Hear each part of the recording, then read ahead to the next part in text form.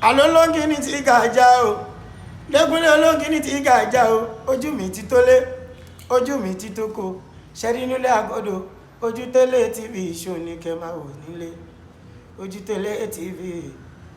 Àwọn lèèyàn ṣáńkó, àwọn lèèyàn gbogbo mi ó sì ṣàǹkàrí àgbáyé. Ojú télé TV. Má yìí kò tiẹ̀.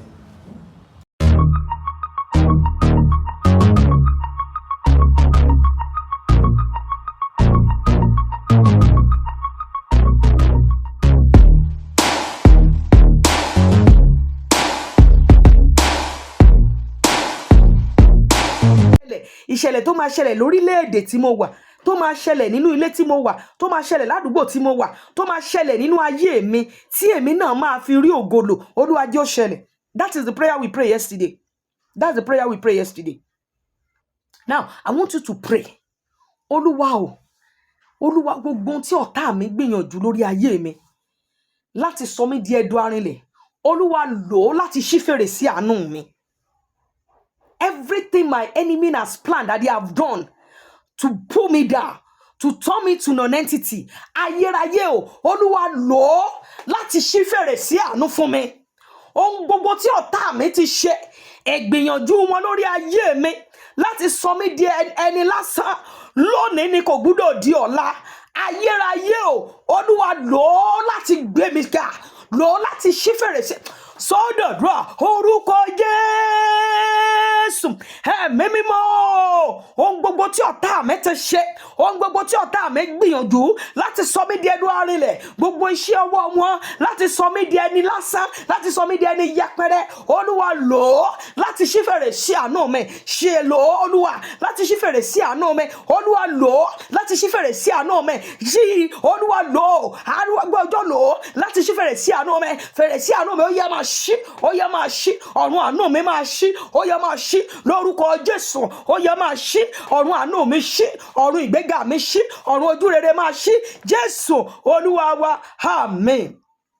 Jésù Olúwa wa, àmín. Ọ̀run èmi àti ẹ gbọ́dọ̀ ṣí ká lè ráyè dé ilẹ̀ ìlépa wa. Ọ̀run ojú rere wa gbọ́dọ̀ ṣí káwa náà lè jẹ́ èèyàn láyé. Ó ti gbìyànjú, ó ń ṣiṣẹ́, ó kì í ṣọ̀lẹ. Ẹlòmíì wọn ìjó rí ọkọ gidi fẹ́, wọn ìjó rọ́kọ rere fẹ́. Ẹlòmíì kò láya. Ẹlòmíì gbìyànjú, ó sapá kó lè ka kò ka, kàkà kó ka, ó tún gbàdó rẹ̀yìn ni. Ó máa gbàdúrà. Olúwa o, gbé àpótí àánú wá sílé mi. Olúwa o, jẹ́ kí àpótí àánú rẹ, Olúwa gbé wá sínú ilé mi. Àánú tí èèyàn kan ò gbà rí nínú, because àánú tí Obedi-Odomi rí gbà kò sí ẹni tó tún gbà nínú ìran rẹ̀. Èyí tó gbà òun ló affect generation ẹ̀. Òun ló reflect dé gbogbo àwọn ọmọ ẹ̀. A sọ wípé àwọn ọmọ ẹ̀ wọ́n di ọlọ́lá. Òun náà di ọlọ́lá, ó di ẹni yìí. Ó máa pariwo níbi tó wà. Jọ pariwo kó ń gbọ́ àdúrà yìí. Ayérayé o, Olúwa yọ̀ǹda àánú sínú ilé mi. Olúwa yọ̀ǹda àánú tí ó máa sọ mí di ènìyàn ńlá. Àánú tí èèyàn kan ò rí gbà rí. Olúwa yọ̀ǹda sínú, ó yá sọ́dọ̀ orúkọ Jésù. Ẹ̀mí mímọ́, Olúwa yọ̀ǹda àánú tó máa gbé orí mi sókè. Àánú téèyàn kan ò gbà rí nínú ìran tí mo ti jáde. Olúwa yọ̀ǹda fún mi.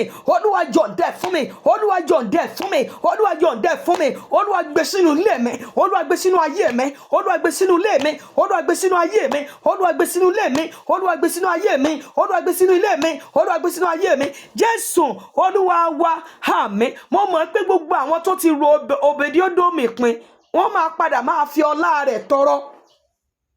Gbogbo àwọn tó ti rò pé wọ́n á padà wá máa fi ọlá ẹ̀ tọrọ.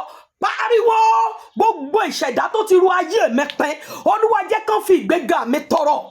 Olúwa jẹ́ kán fi ìgbéga mi, ìgbéga òjijì tó ti pèsè fún mi yìí. Olúwa jẹ́ kán fi tọrọ. Ó yá sódòdúà sódòdúà orúkọ Jésù ẹ̀mí mímọ́ gbogbo ibi tá a ti rò mí pin láyé gbogbo ibi tá a ti sọ pé mi ò lè jẹ́ ènìyàn Olúwa jẹ́ fi ọlá mi tọrọ jẹ́ fi ọlá mi tọrọ jẹ́ fi ìgbéga mi tọrọ jẹ́ fi ọlá mi tọrọ jẹ́ fi ìgbéga mi tọrọ jẹ́ fi ọlá mi tọrọ jẹ́ fi ìgbéga mi tọrọ jẹ́ fi ọlá mi tọrọ jẹ́ fi ìgbéga mi tọrọ Jésù Olúwa wa àmín gbàdúrà ẹyọkan yìí sí gbàdúrà ẹyọkan yìí sí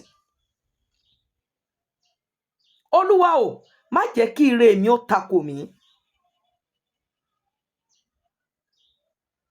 ire tó ti pèsè fún mi àánú tó pèsè fún mi Olúwa má jẹ́ ó takò mí ire ẹlòmíì ti takò ẹlòmíì ti miss ẹ àánú máa ṣe kò sí ohun tí àánú ò lè ṣe kò sí ohun tí àánú ò lè ṣe and that one I am sure of I'm very very sure see tán bá ní product àánú èmi rè I am telling you tán bá sọ̀rọ̀ product àánú èmi rè o èmi rè èmi gangan èmi láti rò wípé kò lè rí àánú gbà láyé I do tell people wọ́n ní àwọn tí ìjẹba ibi tí mo dé where I am I'm a product of mercy I am product of mercy Ọlọ́run I am a product àánú ni mí torí mo mọ ibi tí mo ti ń bọ̀ mo mọ you know my name is Prophetess Stella Ayanfe Jesu.